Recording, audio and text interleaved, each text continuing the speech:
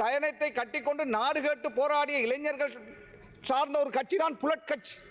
அவ்வாறானவர்கள் இந்த ஆயுதத்தை கலாச்சாரத்தை விட்டு பாராளுமன்றத்திலே அதாவது இன்று இருக்கிறார்கள். அதே போல மாநகர சபையிலே உறுப்பினராக இருக்கின்றவர்களை உறுப்புரிமையை நீக்குவது ஒரு நியாயமான காரணம் இருக்க வேண்டும்.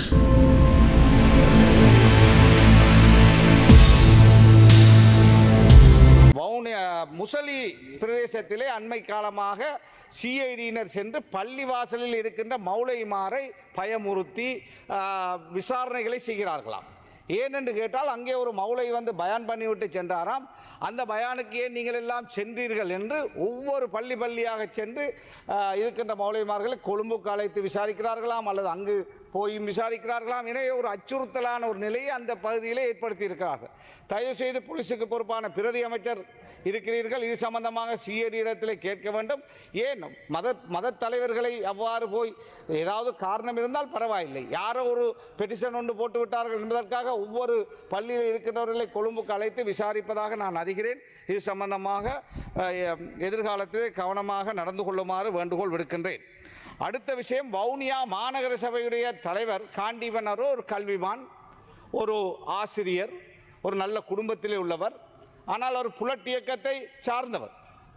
உங்களுக்கு தெரியும், இந்த நாட்டிலே தமிழ் சமூக இளைஞர்கள் சைனட்டை கட்டிக்கொண்டு நாடு வேண்டும் என்று போராடிய வரலாறு இருக்கிறது. நாடு வேண்டும் என்று போராடியவர்கள் தான் உங்களுடைய ஜனாதிபதியை நம்பி, கடந்த என்பிபி அதாவது அரசாங்கத்தை நம்பி ஜனாதிபதி தேர்தலிலே வடகிழக்கில் கூட அதிகபட்ச வாக்களை நீங்கள் பெற்றீர்கள்.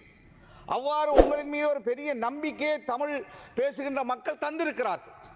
அவ்வாறு போன பாராளுமன்ற தேர்தலில் அதிகபட்ச வாக்கை வன்னியிலும் யாழ்ப்பாணத்திலும் நீங்கள் பெற்று 2 பாராளுமன்ற உறுப்பினர்களை பெற்றிருக்கிறீர்கள். இது ஜனநாயகத்தினூடாக நீங்கள் பெற்ற வெற்றி.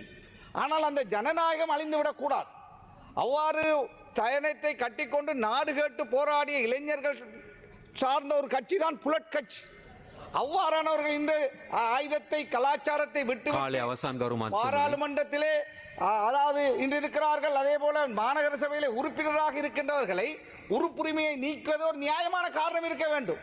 சந்தைக்கு இடம் கொடுத்தார் என்பதற்காக, அல்லது டிசிபியிலே முடிவெடுத்தோம் நாங்கள் வியாபாரிகளை வேறு இடத்துக்கு மாற்றுவது, அது ஒரு காரணத்தை போட்டு, இன்னும் ஒரு சின்ன காரணங்களை போட்டு ஆளுநர் என்ன செய்திருக்கிறார், அவருடைய மாநகர சபை பதவியை